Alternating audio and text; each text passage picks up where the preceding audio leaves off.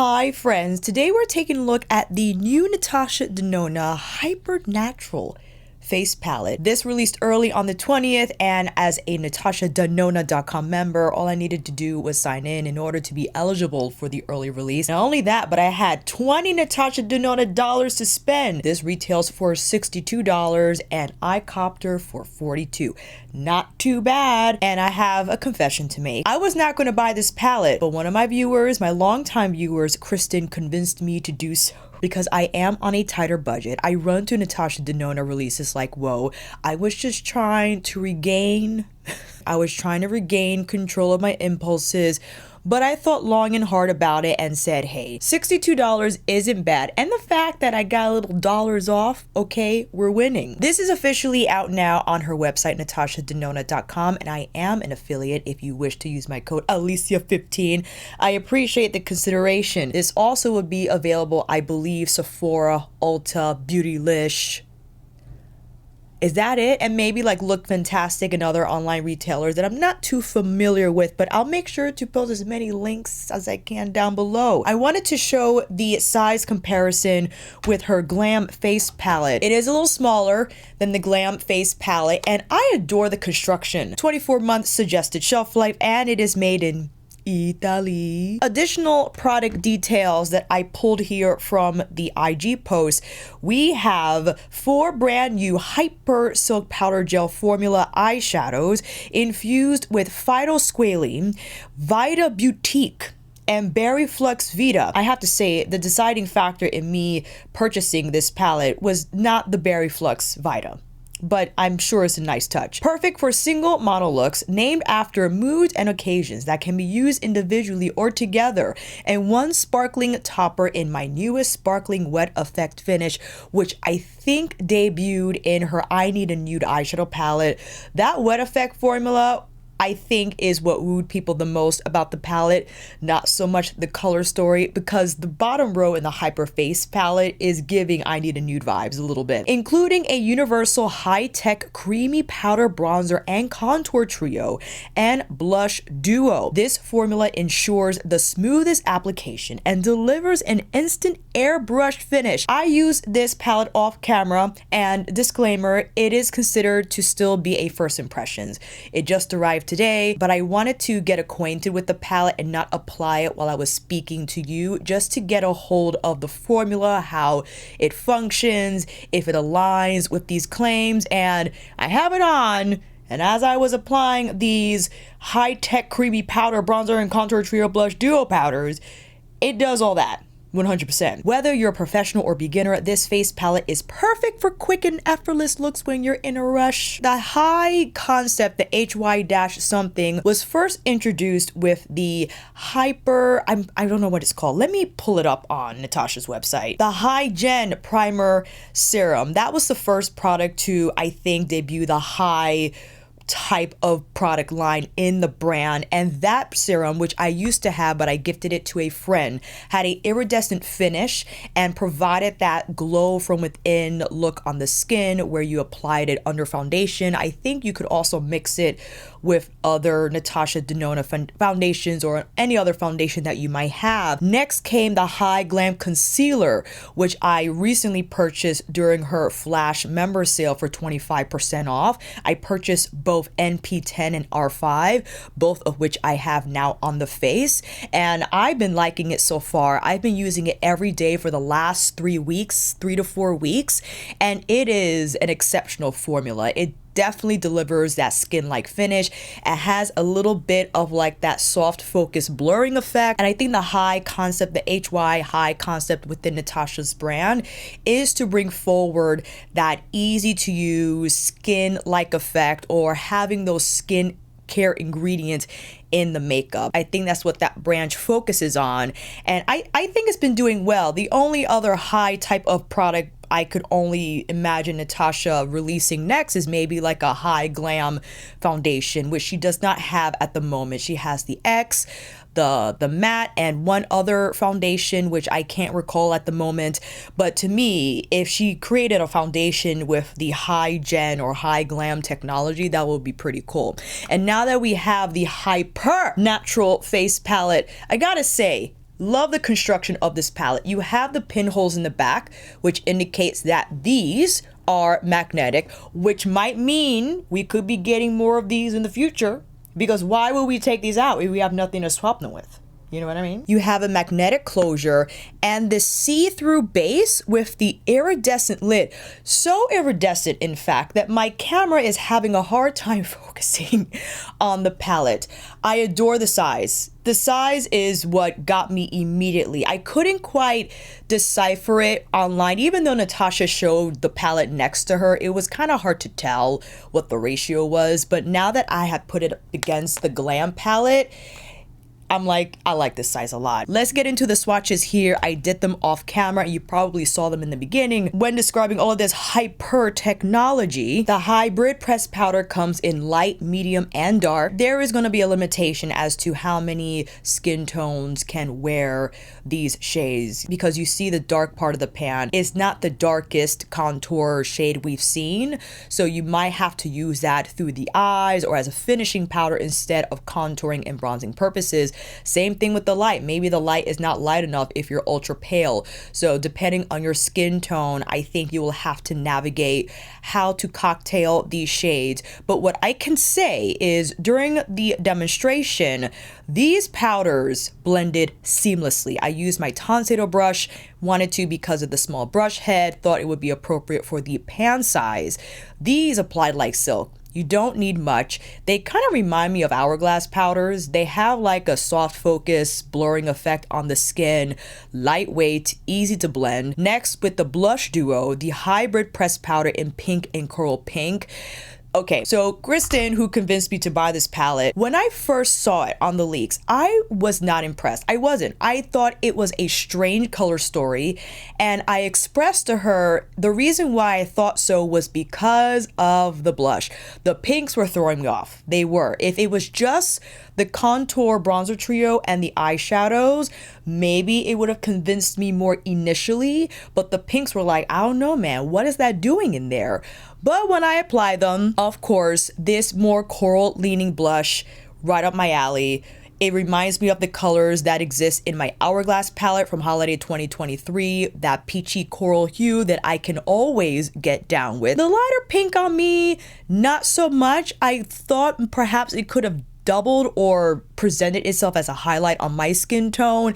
It kind of does, but it's a little too pink to appear like a highlight even on my skin tone. So I just mixed them together, and like the contour and bronzer trio, excellent consistency and blendability, and it blends well with the contour shade, because I was hesitant whether will the contour powder appear muddy with the blush, right? Because that has happened to me before, but this was before all this skincare makeup technology came into the industry. Now it's a lot more refined. The contour and the blush color fuse beautifully together. It doesn't appear disjointed on the skin. They flow together seamlessly, and I enjoy that sculpt effect from the bronzer contour shade, the deepest one, because as you saw in the B-roll, I applied all three. The first one didn't do much, so that could maybe serve as a setting powder, but the color is a little off for me to use it on my entire face, so I will probably just use that to blend out the edges of the eyeshadow. The middle contour shade gives me a little something like a barely there type of a sculpt moment. The third shade is going to give me the most color, and I could dial it up and down from there. If I wanted more, I would just apply more, perhaps use a brush that was a little more dense to pick up that color and then dial up the intensity with the application. I would just apply the middle and the last shade together, and that gives me a really nice color on the cheekbones. And I just slapped on the blush on the apples of my cheeks.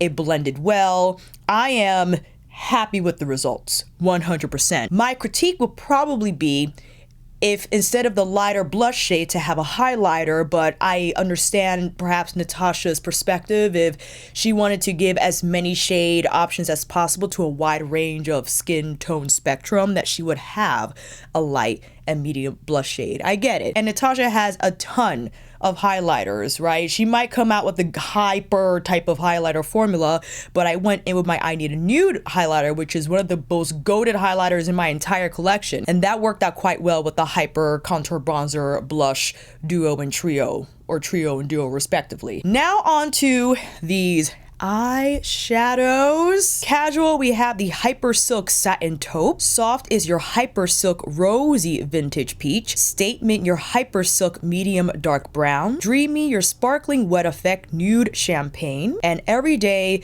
your Hyper Silk Light Medium Brown. As I was reading the description, it mentioned that the names refer to the mood, right? If you wanted an everyday look, you go to the everyday shadow, right? But you do what you want. And I had to go in with Casual because Casual was the shade alongside the blush duo that threw me off initially, where it would look gray. But the Hyper Silk formula with these shadows, because Natasha did say on her IG reel the whole point of her formulating this type of finish, because she loves the cocktail in the chem lab. Okay, Natasha loves to cook. She wanted to create a shadow formula that one can easily apply with fingers. And I admire her efforts, but I think what largely determines whether one is able to apply eyeshadow or not with their fingers is not the formula per se. It helps, but the eye shape and size will largely dictate if someone can use their fingers or not. I can use my fingers because I have the lid space to do so. Someone with smaller hooded eyes, I think will have a tougher time still, despite the silky texture of these eyeshadows. They do have beautiful adherence. They almost, they feel creamy. They feel creamy point of contact, and when you apply them on your lids, they do blend out in this soft, powdery, silky satin feel in the blend, and it makes it tremendously easy to blend with fingers. But again, if you can get your finger on your lid at all, it could work to finish the edges 100%. You might have to use a brush to apply the shadow on your lid if you have smaller eyes, but then you could use your finger to blend the edges if you want it, right? If you want it to be minimalist as possible with the tools. But I went in with Sonia's brush because I'm one to use brushes. Even if I have the lid space to use my fingers, I prefer to use a brush because I have them. And I went in with the Kiyaki Kakishibu T6 because, my goodness, this brush is goated for one and done, or as the description said, mono eyeshadow looks. I used one side of the brush to apply Casual all over, used the tip of the brush to blend the edges, and tapped on Dreamy. Dreamy with the finger works because you don't need to be as precise with the placement as you probably need to be with Casual. And I am not a stranger to the wet effect formula from Natasha Denona. When I first encountered it in the I Need a Nude palette, eyeshadow palette, it is remarkably shiny and just has this glistening high twinkle effect without being dry on the skin. And I think because of that, forgivable on several lid textures and types. The way it just plops on the lid is laughable. It's laughable as to how easy it is to deal with this formula. So yes, although I Need a Nude wasn't the best color story in terms of its variety, especially because before we got Yucca, and Yucca is like, but the wet effect formula is doing something. On the other eye, I wanted to see the Everyday, of course, and I went in with the same brush. The Everyday color is just perfect for everyday. It gives a lid color without too much smoke, and I went in with Statement because Statement, I guess, is the darker shadow out of the 5, and it could give a little bit of shading 100%. I think I would have gotten more if I used a more dense, shorter brush. I used my Towel House brush, which has a lot of flexibility, and because these shadows are on the creamier side, the more flexible nature of the Towel House wasn't going to pick that up as well as a denser goat hair brush, right? Like Sonia G's Jumbo Blender or Sonia's Worker. Any of those brushes will just pick the heck out of these Hyper Silk eyeshadow formulas. Plop that on the outer lid, and of course I went in with Soft for the inner corner arc. And as you probably have already assumed by now, if you wanted the monochromatic rosy look from the Hyper Face palette, you would apply the blush and follow up with Soft on both lids, maybe apply Statement on the outer lid for a little bit of smokiness there for that smoky bracket, tap on Dreamy, and you're done. you're done. So my apologies that I didn't show a ton of demos for this video because I wanted to get it up as quickly as possible, as maybe you're wondering what my thoughts are on it. Maybe. And I wanted to be time efficient in uploading. But all that to say, reading the description and experiencing the formula in the palette, they both align. The Hyper Face palette gives everything that Natasha had described in the ease of use department, especially when it comes to the face powders. My goodness, these face powders, I would like to see more shades from this formula or in this formula. It does make it foolproof, especially for those who are uncomfortable applying contour and bronzer. They feel it always appears muddy, it doesn't look quite right no matter what brush they use or what have you. This formula does make it easier in blending on the skin and having an overall more softer effect than a lot of these other contour or bronzer powders that are just too pigmented on the get. There's not enough space to build the color as you like, and when you build the color, it starts to look powdery on the skin. And with the blush shade, yes, it threw me off, though it threw me off when I first saw the leaks. On the skin, I feel much better about this blush shade because this is my color for blush. When it comes to pink, I rather it lean more coral peach than rose. Wait, well, that's not true. I do love me a rose, and I have been wearing, shame on me, the My Mini Dream. Okay, I expressed how, ooh, don't drop it, how I love this shade, and why not? We can compare it here. So this is a little more muted, right? This has a lot more vibrancy, and you can see if you wanted to build it up to like that ultra coral flushed effect on the skin, you most certainly may. And with the lighter blush shade from the Hyper palette, you know, this mixed together can give a little highlight on the apples of my cheeks, I think, depending on how I place it. Regardless, I would still dip out for highlight, because I want something more distinctly shiny on the cheekbones. The eyeshadows are insane. Something I admire about Natasha is she's always pushing the boundaries with eyeshadow formulas, and she is at the helm. She is at the helm, not only with producing these just outrageously beautiful color stories, but also these innovative eyeshadow formulas where, yes, there have been hits or misses, but that's what it takes. You have to take risks and see what works and what doesn't. And that's why she was able to produce the cream to powder formula and the creamy matte formula, the wet effect this, the high shine metallic that. I think they're fantastic. And now to have a formula that's creamier and that you could use with your fingers if you like, you could use with a brush, and it is easy. I mean, it did not take me any time at all to blend these shadows. And you're like, Alicia, you know how to do makeup, shut up. Yes, I get that. But even for you, friend, even for you who has encountered challenges in the past with eyeshadow, you've been burned and traumatized from eyeshadow application moments in your life, you will not encounter that with this Hyper Silk eyeshadow formula. It's impossible, because the blend and the smoothness, the creaminess is outrageous. But okay, trade-off. The trade-off is always there. What you get in blendability and ease of use, you might lose in longevity. And that's something I'm expecting. I will have to report back, as it is only, well, already, I should say, my goodness, it was a late start today, family, my apologies. It's 2 p.m. Eastern. I could probably leave this on like late as 8 p.m. and see where or how it's doing at the 6-hour mark and report back in the comments. But I expect it to not last as long as like a Viseart shadow or even Pat McGrath shadows. That's just my assumption now. I could be wrong, but I wanted to share that thought because if you were also thinking the same, I'm with you on that hypothesis. But we'll see, you know, even if there is breakdown at the 4 or 5 hour mark or at the 6 hour mark, maybe that's how long you'll wear them anyway, and that works for you and you're happy, or you would take the trade-off. You would give away a little bit of wear longevity as long as you have easier blendability. And that's totally up to you, and I respect that decision. Wanted to put that out there.